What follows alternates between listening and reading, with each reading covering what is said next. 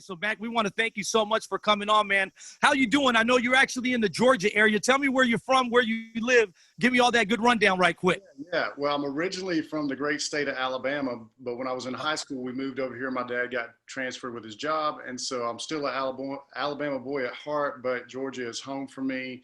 I went through high school and college here, and we started Third Day, like right out of high school. Markley and myself, we went to high school together, started the band, just a little local thing. It grew and grew and grew and kept on growing and went way beyond any of our dreams and thoughts and goals. And we were just blessed to be able to do that for over 20 years.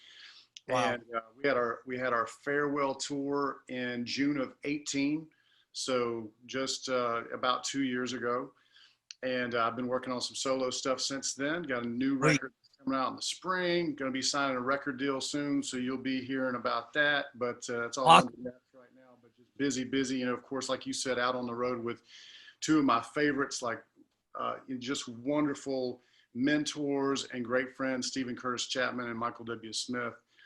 Having a blast with them. You know, COVID has kind of thrown us all, array, and everything's kind of mixed up and different, but we found out a way to go out and still have everybody socially distanced apart and yet enjoy a show. We're going to these drive-in theaters, which I hadn't been to one since I was a little kid.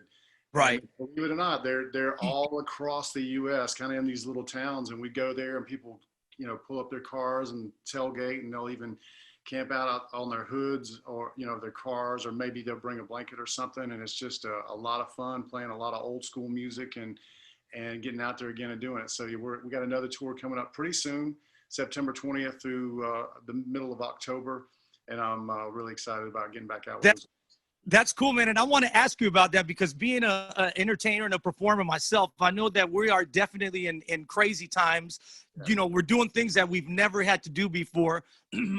Out here in California, all the restaurants, everything is outside now. They had to literally build shade and put all these tables and everything outside because, we're not allowed to eat inside of the restaurants. And I'm just wondering, what is that like? Like, how are you mentally getting prepared for this? Because, and I'm also trying to figure out on this tour that you're doing with Michael W. Smith and with Stephen Curtis Chapman. Are you performing in one place and it's going to air on all the different screens, or are you literally going to, so it's on one performance, you're going to? No, we are there. We're there every time live. If the city is listed, we are there. They put a stage, like like kind of a moving trailer, put a stage right in front of the huge screen. Wow. Then they, we got guys with cameras there, and then they cast the show up on the screen. But yeah, we're there in person, every city that's listed. That's amazing. How do you stay focused? I mean, obviously, I don't think you've done this yet. It's something that you're about to do for the first time. We actually did about 10 shows a month ago, and it went great. Almost all of them were sold out. I think everybody was super excited to just have something to do, and people still felt safe because they could stay in their cars if they wanted to, or like I said, you could get out. A lot of people like that drive SUVs or trucks, they kind of put them in reverse so they could get in their tailgate. And it was safely done and done really well. And I think the Awakenings concerts who put it together did an amazing job. And there's a lot of Christian artists who are going out right now, like Zach Williams and Big Daddy Weave. Toby's out right now, casting crowns. So we're continuing to do it. We're hoping that, things will improve in our nation and our world where we can get to where we can do normal touring again. But until then, we feel like this is the safest way to do it. Right now, what is that like from a performer's, point of view? Because we're used to being the energy from the crowd. It's like I always say, it's like the NBA. The NBA, they're playing right now with no noise. There really is no home court advantage because you don't have your people, your home fans screaming and getting that adrenaline. What is it like being on stage? And like you're saying, the cool thing is some trucks can turn around and have people out there, but for the most part, people are literally inside of their cars. How do you connect with the audience when you're doing a concert like that? It's pretty hard. You have to mentally prepare yourself. Like we knew that going in advance. In fact, Toby Mac our good friend, had gone out and done some shows maybe a month before we were going out. And I called him and I asked him, what's it like? He said, man, it's really different. You have to just prepare that you're not going to get the feedback and the response that you're used to. So you have to just go ahead and give it, get in your mind, giving it all you got right away. I know when you've rehearsed before or even have been playing athletics, if you just practice, you want to always practice up to where you're playing, but we really don't do that. We don't push ourselves until we're actually in the game, Right. And so we have to, it's almost like you feel like you're not really doing, it's almost like it feels like a rehearsal. You got a few people up front that you can see. But one of the stories I like to tell is Michael W. Smith has this classic song called Friends. Friends are friends forever, and it's within the Christian market. It's a huge, huge song. People, it's Yeah. 25 years old and people know, 35 years old. People love it and know it. And so when Michael goes into that, he says, hey, hold up your lights from your phone. That's when I see thousands of lights out in front of me, I go, okay, they're out there. I can see them now with the lights, but you can't hear them and you can't really see them, when it's dark outside with the cars and stuff. So, it's different, yet I'm so thankful that we can still do it. Yeah. And it's like you said, it's something that you got to mentally prepare yourself. Like, sometimes you don't need a crowd to be able to do what you do. I mean, we all do what we do for the love. Obviously, we love God, but the love of the music as well. So it's like you get into the zone when you grab your guitar, when you're with your band. It's like sometimes at sound check, you feel almost like if you're performing in front of a huge crowd, you just begin to feel that, that feeling that music gives you and feel that adrenaline. And you got to just say, okay, this is it. It's game time. And like you said, when you see the lights, then it's like, whoa, we're really doing this. There's really a lot of people out there enjoying it. But I want to ask you something, because going back to Third Day real quick, and I know recently you guys did, your farewell tour. I was blessed to be a part of a farewell tour as well. Mark Stewart from Audio Adrenaline. Those guys are some of my best friends. I was actually on the very last Adios tour with Mercy Me and Audio Adrenaline. We went all over the country, and we did the very last concert in Hawaii at the Shell. And that's where they did their legendary last concert. And I remember, man, it was bittersweet. Like Mark had tears of joy, but he also had tears like, man, I'm leaving this. And again, it's kind of crazy. What was it like for you, going around, it kind of reminds me of Kobe, like when he was going to all the arenas and waving hello and everyone's just giving him all this admiration and love. And he knows this is the last time I'll be performing here, with this team and in front of these people. What was it like for you to be on that farewell tour? Give me some of the experiences and some of the heartwarming stories that you went through, things that you saw and you felt when you were on that tour. It's a great question, because I think it's different than most people would think. For us, most people don't understand and realize that we had made plans a couple of years before that to end the band. Okay. But we also had commitments to each other and commitments, to the record label and touring people and all that stuff. So there are things we wanted to finish and finish well. It was when we realized we were done, we couldn't just quit, and we didn't want to just quit. We knew we had to. It took some time, but even before that farewell tour, most people don't know we had not toured for 18 months before that. Wow. And so when we had done our last tour 18 months before that, we still didn't realize, we didn't understand, are we going to do some more shows, or are we just going to kind of fade into the sunset and maybe everybody will forget about us, And a big thing happened that may not seem like a big deal, but I'm a big Tom Petty fan, who was, originally from Florida, but is known as a California guy. Right. He lived in Southern California for most of his life. And when Tom Petty died, I was kind of like, I don't really get depressed or sad very much. I'm a pretty upbeat guy. Yeah. And my wife, after about 2 weeks, she's like, what's going on with you? What's the problem? I said, I feel like my friend died. Even though I'd never met him, his music so much influenced me that I felt like I'd lost a friend. And so she called me a few days later, and she was in the middle of something and I was in the middle of something. And she said, I know you don't want to hear this, but I really think you should do a farewell tour, because the way you feel about Tom Petty is the way so many fans will feel about you in Third Day. Right. And so I thought about that. I was like, you know what, we need to give our fans at least a chance to try to come see us one last time. And so we, because of timing with everybody, with things we all had going on, we didn't get to do many shows. We only did, I think it was 16 shows or so, maybe 20 shows at the most. But I'm so glad. And it wasn't an easy tour, because we had to cover the whole U.S. in about a month. So wow. We flew out, we started in the Northwest, and we made our way down the coast, and then we went over to Texas and up in the Middle West. And so there was a lot of flying. There wasn't a lot of bus riding. It was like flying from one city to the next a lot. So I didn't get a lot of sleep. I was sleeping. I was I was singing about 3 hours a night, which is a lot more than I normally sing. And so Yeah. it wasn't fun per se.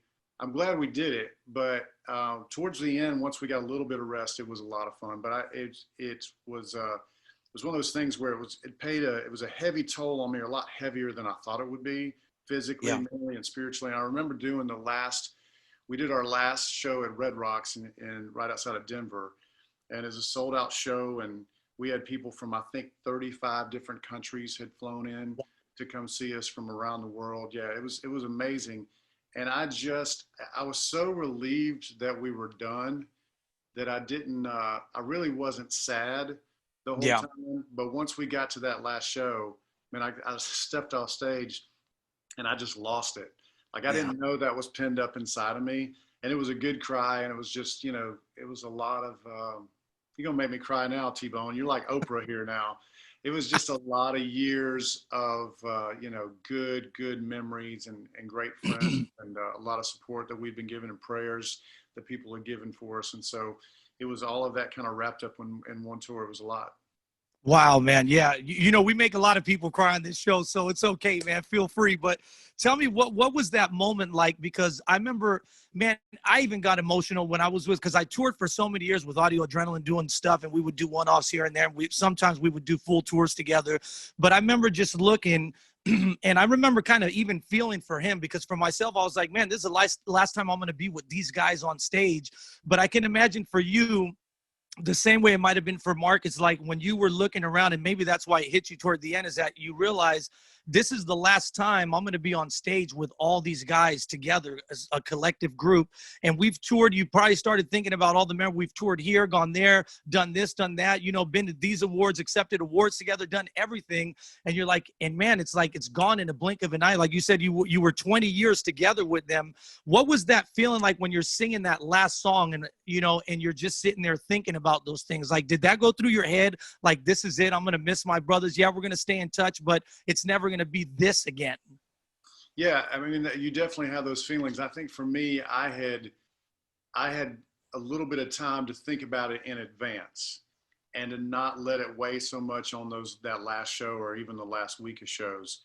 Yeah. I was really excited and thankful to be able to, honestly, to be able to say thank you to the fans one last time. Yeah. And even though we know there were so many people that didn't get a chance to see us, all the shows were sold out, and so, and we played a lot of venues besides Red Rocks. We played kind of mid to smaller. We wanted it to be a more intimate night. We didn't necessarily. It was interesting. Like we would play the Fox Theater in Atlanta, which is our hometown, and it sold out. So we had to do 2 more. So there were so many cities where we're like, we want to do the intimate thing, do the theater, but then they would sell out. Now Nashville, we played the Ryman.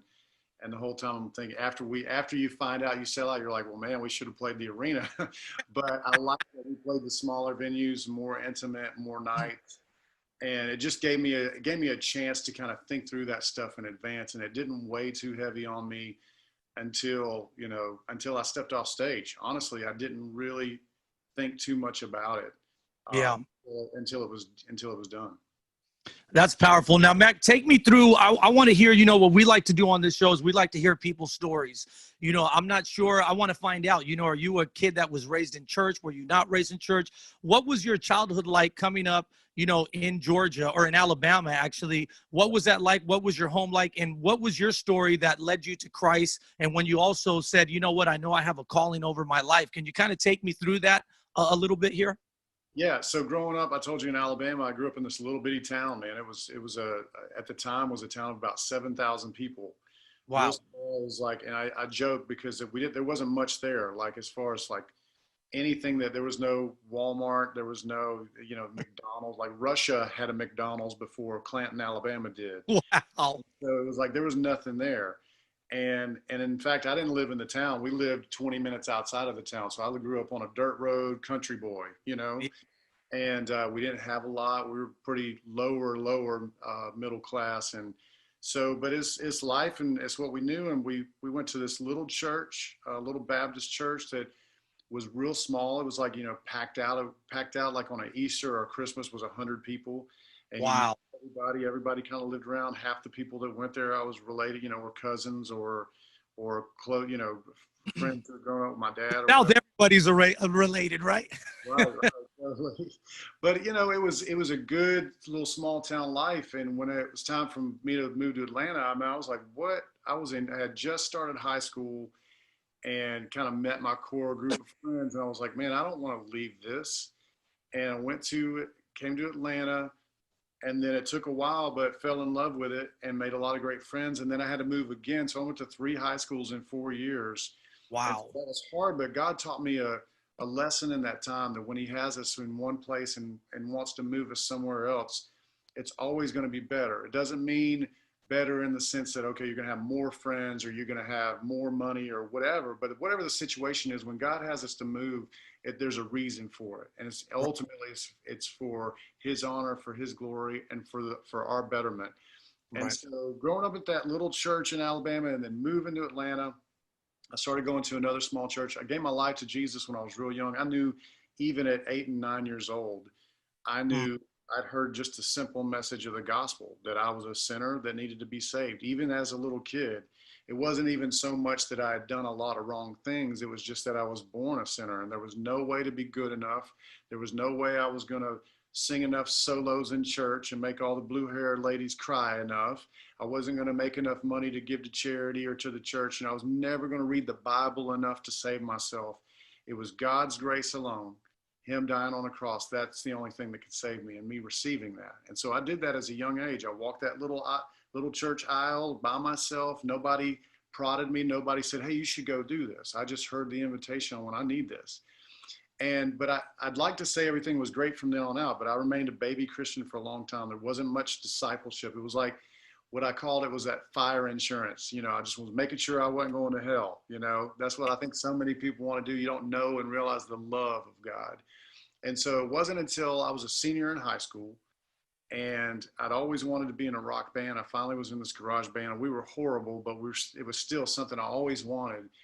And I'm about to graduate high school, and I had no idea what I was going to do with life. I didn't know if I was going to have to join the military. We didn't really have money for me to go to college. I didn't have really a skill to get a real job.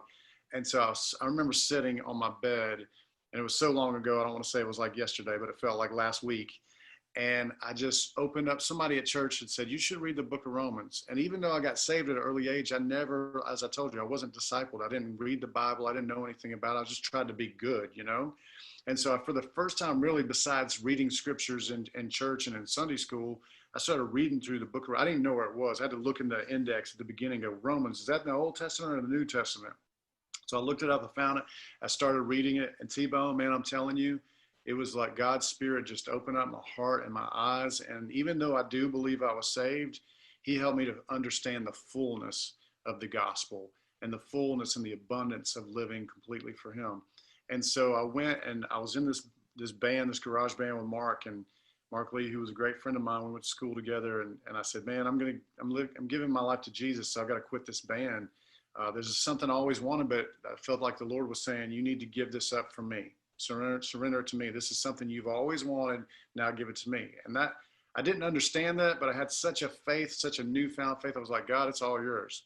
And so I told Mark, and Mark's like, well, why don't we start a Christian band? He had grown up in church and had a similar testimony. I was like, well, I don't know what that is. What's Christian music? I'd never heard of any of that stuff. I'd heard of people like Amy Grant or, Michael W. Smith. Or Petra. I'd heard those names, but I didn't know anything about them or any music. And so I started doing everything I could. I got CCM magazine, and I just started reading about all these Christian artists, and we just started listening to it, and we thought, man, this is amazing. So we wanted to share our faith through our music, and it was kind of a rock thing. And so that's what we started doing. And as I said earlier, it just kind of went beyond anything that we ever thought that it would. But it all really, honestly, through the years, for us, what was most important was just knowing that God was the reason we were doing it, and that he was almost using Third Day just as much for us in the band as he was for the thousands of people that were hearing our music. He knew that we needed that accountability. We needed that to be able to be on stage and know what we were talking about. I didn't want to be a a hypocrite and be on stage and talk about something I had no idea, and not talk about, you know, my faith from 10 years ago or 5 years ago, but I want it to be today. And so I loved that accountability. I loved that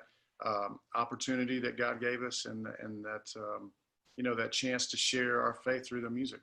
Man, that's powerful, you know, and I can relate, man, because I tell people I can relate to people on so many different levels, because I'm a guy that has been in the streets, been in gangs, drug deal, done all that, but I'm also a PK, you know, so I know what it's like to be in the church and to be raised in the church.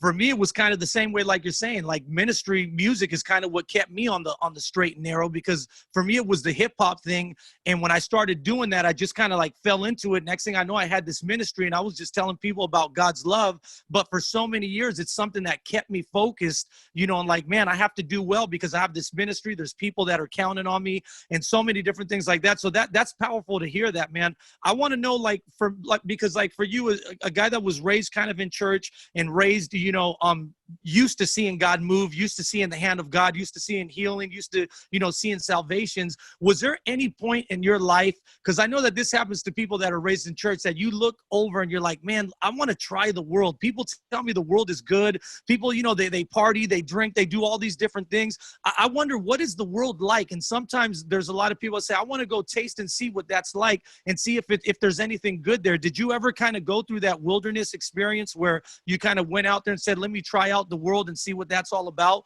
Or were you able to pretty much always stay kind of like focused and for the most part, you know, on that Christian walk? Yeah, once I surrendered everything in high school, it was staying on that straight and narrow, you know, as much Yeah. as I can. Yeah.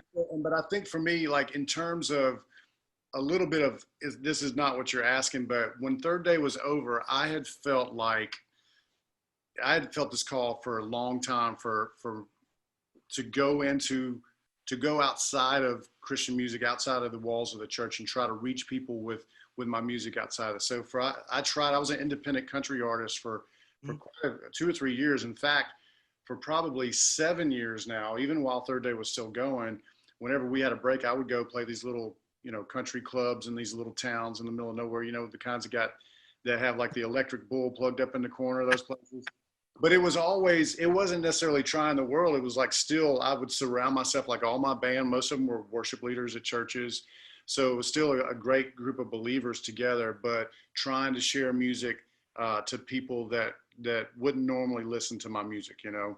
Yeah. Yeah. So I did that for a long time. And I suppose I'll always try to do that. I think we as believers have to not just stick to the church, but step outside of those walls. And so I'll always do that. But 100%. yeah, but right now, you know, I really feel I love that I'm writing CCM music again and being able to make one of those records again.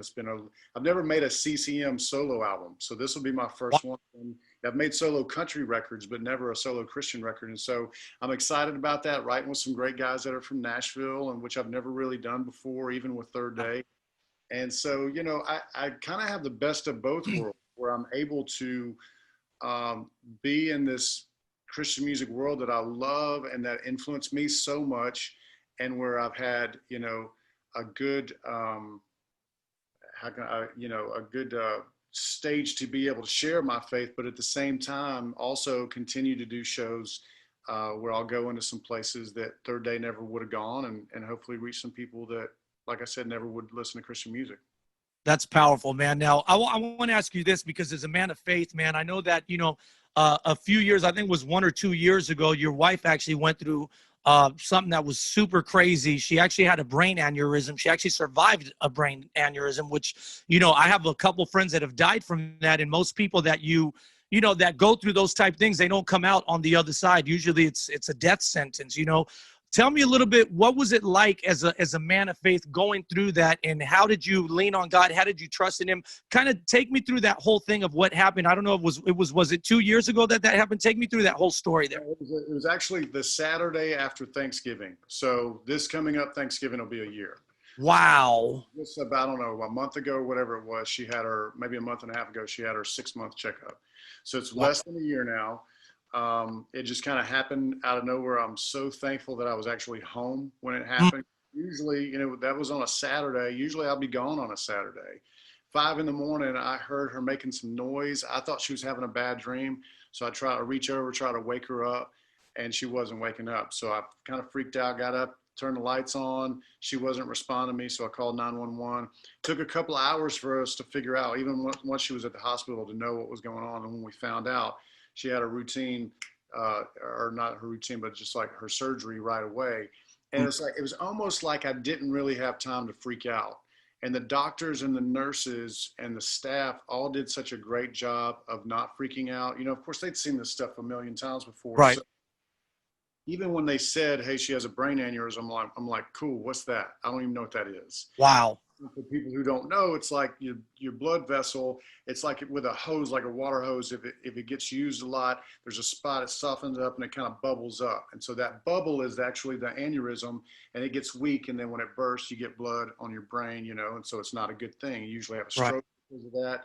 And like you said, we had found out later on that about a third of the people actually die when they have Right. a third have long-term mental or physical defects, deficiencies, and then a third end up being fine. And here we are, not even a year later, and nobody would ever know that it happened to Amy. I'm thankful for so many prayers. I remember when right before she goes to have a procedure done, the doctors are about to wheel her in, and she says, "Hey, I want you to go on Instagram and I want you to post, you know, what's going on so people will be praying." I was like, man, I don't want to do that. I don't want to turn this into a thing. You know, I don't want to Yeah. be in the news, and I don't want my phone ringing off the hook. And I just wanted to be like, just us know about it. But then Right. her procedure was like an hour long, and about 30 minutes in, so I'm like halfway, and the doctors did a great job of calling me like every 20, 30 minutes, saying, "This is where we're at. She's doing great. Here's the next thing we're doing." About halfway through, I was like, man, what if she does pass away? Mm. And I said, the last thing my wife asked me to do, if I don't do that, I'm going to feel horrible. And so Wow. I went on Instagram. I just said, y'all pray for Amy. Here's the situation. And of course, right away, bzz, bzz, my phone's ringing. I put it to bzz, bzz, I mean, just constant. And so I'm so thankful. Don't get me wrong. I'm so thankful now that that happened and that we had so many people praying. But at the time, I was just mad, man. I didn't want to deal with anybody else. You know, I didn't even want, like, I didn't even have anybody at the hospital. I told my parents, her parents, I told everybody, stay home. There's nothing you Wow. can do. And I just want to be alone right now. And that's normally not me. Normally I'm like, I want everybody around. But for some reason, this was just a situation where I needed it to be me and her and God.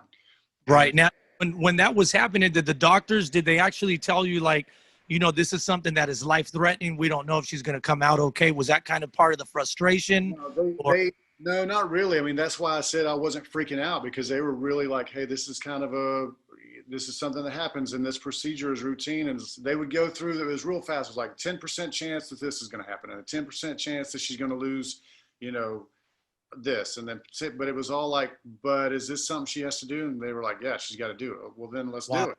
And so we didn't have really time to worry about it. I was just, and honestly, I feel like part of it too is like, if you're really true in your faith, not that you won't get challenged, and not that you won't get afraid, and not that you won't cry, but it's just like, if you really truly have that belief that Yeah. God loves us and has the best for us, then you're just everything, all your relationships and your life and everything that you possess, you got to have it with hands, you know, your hands and your arms open, going, God, it's yours. And I Yeah. just, oh God, you know my heart more than I know it. You know that I don't want to lose my wife, but your will be done. And when you Yeah. really reach that place, man, listen, it's not because I'm some strong man of faith. It's because God has given me that faith, you know? Amazing, man. How has God changed both of you guys in the past year, like your marriage and just the way that you looking after going through something like that? Because you do realize, man, life can be taken in a blink of an eye. You can be gone. How has that changed your relationship? I'm sure you guys value and appreciate each other even more now after going through something like that. Yeah, absolutely. I mean, you know that every day is a second chance. Yeah. Every day that you're given, you're reminded that, you know, it could have been a possibility that didn't have this together. And so you're just thankful. I think that's the main thing, is you're like so thankful. You're thankful for the friends that prayed and supported us and sent, you know, gift cards to restaurants so that we didn't have to worry about feeding the kids, Yeah. and you know, flowers and just all kinds of prayers and support, people babysitting, all these things. You get more thankful and grateful for what you have already. Yeah, that's powerful, man. Now, talking about your family, man, I wanted to talk. I've been excited to talk about this because you've done something that's real dear to my heart. You actually have 4 kids. Two of them are adopted. You have 5 kids. What are their names, real quick? My oldest is 21. She's in college. Her name is Scout. Like Okay. Scout. My second one is Cash. He's a freshman in college now. He's Okay. 17. And then Cami Love is 16. She's 16. She's a senior in high school. And then we have the first one we adopted, Emmanuel. He's 11. And Okay. our second adoption is Birdie Claire, who's 10 years old. They're in 6th and 5th grade. Wow, that's powerful, man. Take me through that whole process because I adopted my daughter. We adopted her at birth. We actually went in, cut the umbilical cord, brought her home with us. And funny enough, she was born in Nashville, Tennessee. And I always tell people my daughter's actually black. I'm Nicaraguan Salvadorian. My wife is black Filipino and Mexican, and our daughter is black Salvadorian Guatemalan. So I'm like, how do you get a black Salvadorian Guatemalan kid from Nashville? That's the last place I would think that I'd find that. But it's crazy. What was that experience like for you adopting these kids, and where are they from? Are they from Haiti? Where your kids from? They're from here in Atlanta, in the Atlanta area. Yeah. Wow. Now take son, me through that experience, what that was like adopting them, because man, I see something that's, man, first of all, I commend you for doing that. And so beautiful. I love when I pick up my phone and I'm looking through your stories and I see you hanging out with your kids, skateboarding or at the water, doing all kinds of stuff, man. How was, I always say, people say, wow, that's amazing that you changed their lives, but really they're the ones that change our lives. What was that whole experience like of adoption for you? Yeah. I mean, you hit it, man. You said it. I think I'll say this and then I'll rewind to the question. Yeah. There's a little bit of pride. I'm just being honest with you. I can be honest, right? Yeah, for sure. 100.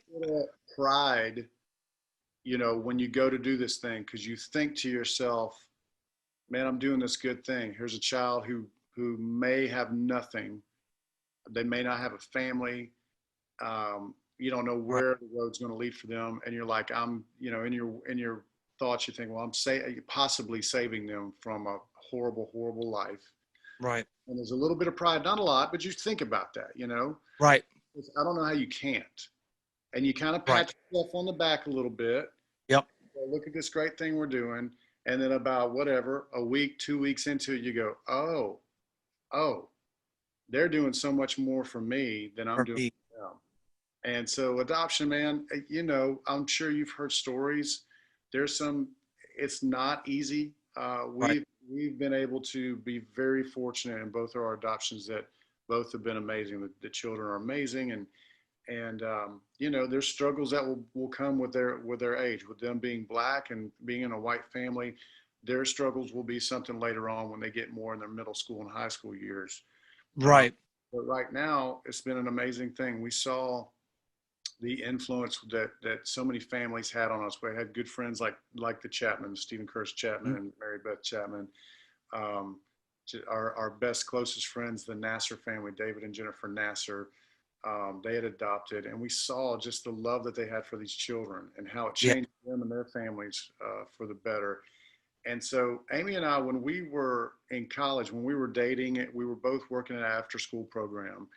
And it was a pretty diverse, little school that we were at. And there were Hispanic kids and Asian kids and black kids and white kids all running around playing. And we just thought it was such a beautiful picture of heaven and such a beautiful picture of what the church should be and can be.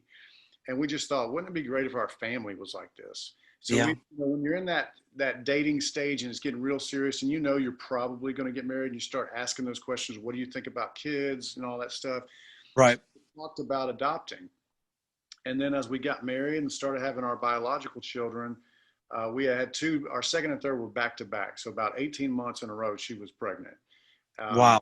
And so when it was time to start talking about having kids again, she said, we can have kids, but I'm not having the kids. Let's remember that adoption thing we talked about years ago.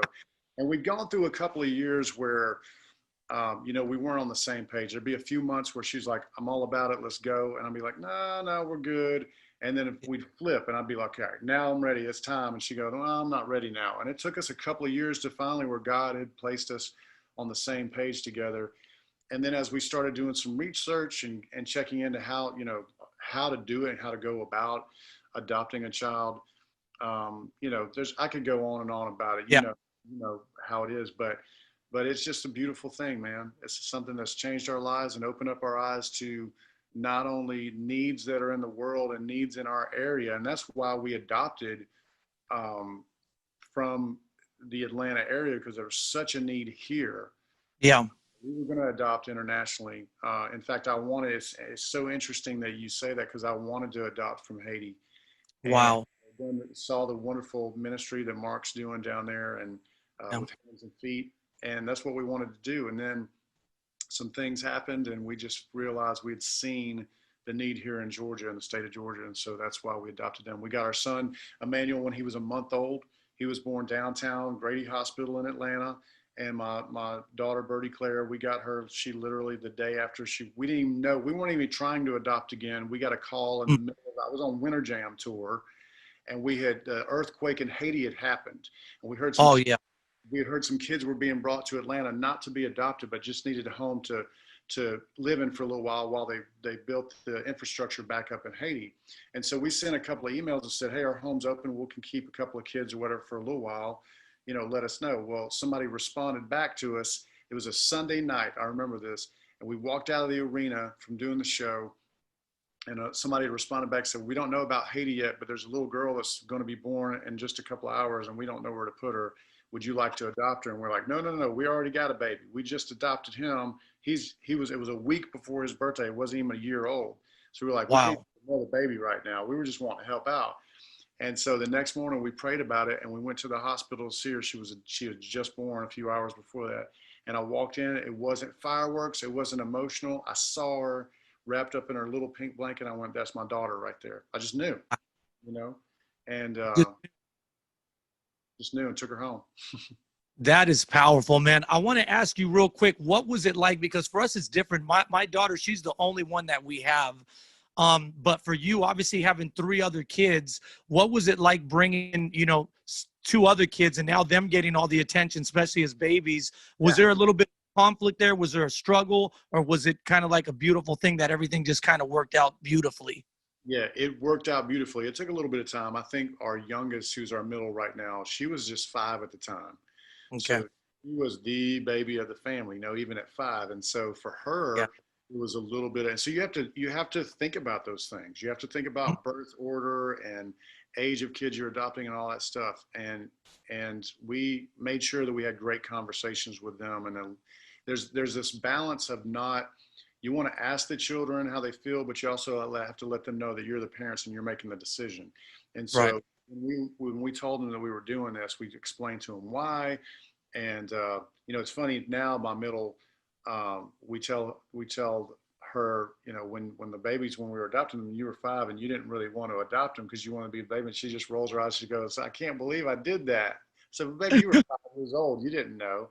It Yeah. didn't take very long at all till, you know, that's the other thing. The other kind of myth that I want to share with people. I think some people feel like, because I have a lot of friends who have problems, you know, having biological children, but they don't That want was to. us.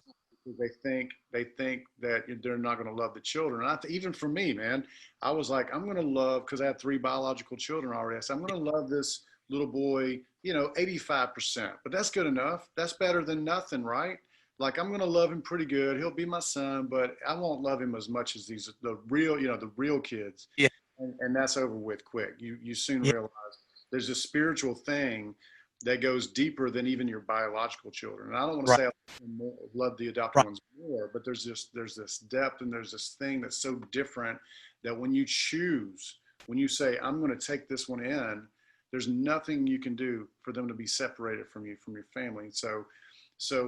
You know, that's a wonderful, I think it's the same thing with God, you know, in Ephesians, in the first chapter, when Paul is writing about God adopts us. Our minds don't understand. Our Western minds don't grasp what Paul is trying to say there. Right. That back in the Jewish day and thousands and hundreds and thousands of years ago, when you had a child that you didn't follow your rules, you could actually divorce your child. You could, and you wipe your hands and say, I don't have any responsibility for you. But Mm. the law was, if you adopted a child, there was nothing that you could do to get rid of that child or not be responsible for them. And so Wow. what Paul is saying is, like, once you've been adopted, he's not going to get rid of you. You are his forever. Man, that's powerful, you know. And the other thing what you're talking about is when people say, and Pete, I know we got 5 minutes, but we're going to go a little bit longer. The beautiful thing with this is just too good. We're going to take the show a little bit longer. But the crazy thing is when you have a kid, some people do ask that, like, how do you love that kid if it's not from, it's your actual bloodline? And that's like, I'm like, how can you even think that if you don't love? Like, love is love, you know? And it's like you're saying there is something deeper when you adopt, because you chose. It's not something that just happened or something that was, well, we weren't expecting it. You actually choose to adopt a child. And the crazy thing is, I always say, because people always say, well, how do they feel or this? I'm like, there's no difference, because at the end of the day, it's like I always say, blood isn't what makes you a father. Blood isn't what makes you, that kid mine. I always say there's so many fathers out there that get a woman pregnant and they leave and they're gone. And then there's other fathers that come in and they might marry that girl and be with them and raise that child from when they're young. And if you ask that kid, well, who's your dad? They're not going to say the kid that was what I say, the sperm donor. They're going to say it's the man that raised me. That's what makes that person my dad. And so it's powerful. And it's like you're saying, she's changed our lives completely. And there's just something that you feel, it's like almost hard to believe this isn't my bloodline. This isn't, because to them, to you feel like, I love that kid just like anything else. And you having other kids, I'm sure you're like, they're just as special as 1, 2, and 3 is, there's no difference between them. And people a lot of times don't understand that. What would you say? Because I had a pastor in Miami, especially in the Latino community, we're big on family, but we're so big on family that sometimes there's a lot of people that they're like, well, no, we don't want to, they kind of look down on adoption, and they say, well, we don't want to do that because, that's not really our kid. We're not sure if we should go that route. And they keep trying and trying and trying to have their own, which was, in our case, my wife had endometriosis and we couldn't really make that happen. So what do you say to someone that's maybe contemplating, that's saying, Lord, I don't know, man, I really want to have my own kid. But it's like, I tell people, and like you were saying earlier, our thoughts are not his thoughts. His ways are not our ways. Sometimes he guides you a different way. What would you say to people that are thinking about adopting a child right now? I would say it's a beautiful thing, but it doesn't, just like having a biological child. Mm-hmm. It's hard, being a parent is tough. It teaches you how selfish you are. It's about sacrifice and giving. And yet there's so much in return. That's a beautiful thing. There's going to be, I haven't really gotten on my soapbox that much to promote adoption, because I Mm-hmm. have heard some bad stories. I've heard, Right. especially when you adopt an older child, sometimes they've Yeah. been through so much trauma and so much junk that Yep. it's hard, for them to adapt to being in a home and being with a family. Right. But, I would say, once again, it's just, there is no, just because someone is from a different bloodline or a different color skin or whatever, think about your friends. When you're close friends, or even your spouse, there is a great, great love for those people. And you're not in the same bloodline, you're not in Right.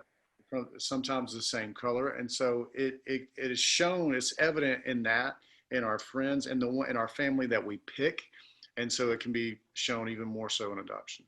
That's powerful, man. We got a couple minutes, but like I said, P-Dog, we're going to extend this a little bit more because I got a couple things I want to ask. One of the things that I really wanted to ask that I just asked Mark Stewart, because obviously he has 2 adopted kids of his own, with all the racism and all this stuff that's going on, something that I asked him, I said, you know what, you as a white guy in the South, same as you're in Atlanta, you having 2 black kids and having a black son in particular, as a white man with a black son, do you have that same talk that most black dads have with their black kids, in fear of them being shot, in fear of them, going out and being pulled over and stuff happening? Do you have that same talk with your kid? And if so, what is it? Yeah, absolutely. It's, you try to do it as well as you can. Of course, I never had that talk. No one ever had to, have that talk with me. And yet I've heard, we've done a bunch of research, things we've read, things that we've seen about what to say. And it's, that's the thing. I'm fortunate that my 11-year-old is still a little bit, he's really such a sweet, kind heart. still real innocent and just doesn't get it. He doesn't fully understand when he sees stuff, you know, like George Floyd on TV, and it seems like every week a new one's coming around. He's like, I don't, he literally says, I don't get it. This doesn't make sense to me. Yeah. And we said, buddy, it doesn't make sense to us either, you know, but unfortunately it's where it's at, and it's where things are. And hopefully, I think, you know, one of the good things about COVID is that it got everybody kind of, you know, in their homes and kind of like just almost agitated to a sense where there were things that were blew up in a good way. Things Right. had to come out, things that had to be said that weren't said, you know, some stands that needed to be made that people normally wouldn't have if life had just been normal. And so I think that's a positive thing that's come from COVID, you know, of many things and of horrible things as well. But yes, that we've had that conversation with him, with both our daughter as well, and just going, it's not fair. It's not fair that you have to worry when you, in just a few short years, in 5 years, you're going to be driving. And then if a cop pulls you over, you have to just go ahead and put your hands out the window and yes, sir, and no, sir. And, you know, and just get ready to be harassed. And it's not fair. And I hate that for my son. It makes me angry knowing that my son that I love so much has to worry about that and think about that. Right. You know what, man, talking to Mark also this week, another thing is, I don't know, was your son a Black Panther fan? And if so, how did he feel when he heard of the passing of my man, you know, going this week? What was that like for him? Mark was almost in tears because he was like, this is my son finally got a Black superhero. And it's like he's gone. And he was like, this was his favorite person in the world. And now he's no longer here. Did you go through anything like that? And what was that like for him, if so? Deep sorrow. I mean, it was not only was it an amazing role that he had, but he was an amazing man besides just that role. I posted on Instagram the other day of his speech. You know, he went to Howard University and he had an amazing speech a couple of years ago there and shared his faith through that speech. And it just even more opened up the hero that Chadwick Boseman was, you know, off camera than he was on camera. So he's a big time heavy loss. And those are some huge shoes to fill. If there's any bit of good that can happen from this tragedy and from this awful thing, is that the crown can be passed on. I have a good friend who's a young Black actor in Hollywood, and I said, go get the crown. And I mean that in a good way, hopefully not an offensive way. It's like that crown is up now to take that role, and I want him to do it, you know? And so thankfully there'll be someone else to step in Chadwick's shoes and to, you know, nobody's ever going to take his place. He's the first king. He's the first Black people. So that will stand forever. You know, just like in the same way, nobody's going to take Muhammad Ali's place, but there will be other champions. And so I'm excited about that next champion.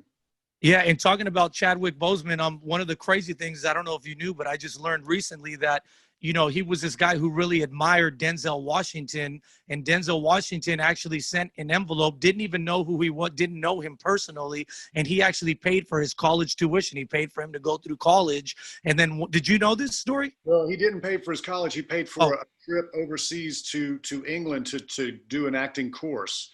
There you go. Chadwick and some other students had auditioned and got the call, and yet they couldn't afford to go. And Alicia Rashad got in touch with Denzel and said, these students aren't able to afford the trip. And Denzel said, I got it. So it's an amazing story. Yeah. Powerful. And then he got to honor him, you know, several years later when Denzel was being honored. Now, hey, man, we got to jump into the House Arrest 10. We're out of time here. But before we go, we do like to ask about, you know, this or that, to find a little bit more about you. So we're going to start off with the House Arrest 10 right here. Number one, Garth Brooks or Willie Nelson? Oh, Willie Nelson all day. No offense to Garth Brooks. He's great. I've seen him in concert, an amazing artist, but Willie Nelson is my guy. I kind of figured you'd say that. Old school, man. Old school, you know that. There you go. There you go. Number two, you're a guitarist. So Gibson or Fender? Oh man, that's a tough one. I'm going to go Gibson because I play acoustic guitar, and that's what Gibson is. Makes amazing acoustic guitar. So Gibson. Okay, good. I was hoping to ask you some tough ones like that. Number 3, you're a country guy. So do you like, there's a little bit of both out there. Do you like desert or mountain? I'm going to go mountain. Mountain. Okay. So you like to get up in the mountains. Now, are you a baseball guy or football guy? Yes. Got to give me one, baseball or football? I am a professional baseball fan, and I'm a college football fan. Look, hey, in fact, check it out. I don't have lighting over here. Look. Yeah. I'm from Alabama, so you gotta pull for the roll tide. Ooh. Tide there, son. Hey, there you go. I like that. I like that. Okay, so a baseball guy who loves college football. Yes. Number 5, chicken fried steak or biscuits and gravy? Chicken fried steak. Okay. Yeah. That was an easy one for you. Number 6, Superman or the Incredible Hulk? Superman. I'm a DC Comics guy, so Superman. Okay, let's see if this one's a little tougher. Number 7, Star Wars or Star Trek? Star Wars. Come on, man. Okay, I'm the same way. Let me see number 8. What kind of dog would you prefer? Let me see if you're more of a family guy or you like the tougher dogs. Golden Retriever or Pit Bull?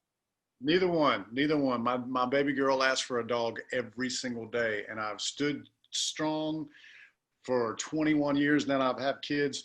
We're not getting a dog, so neither one. But if we were, a golden retriever. Okay. Are you more of a horse guy? No. Because you're from the country. Animals, man. I'm afraid of animals.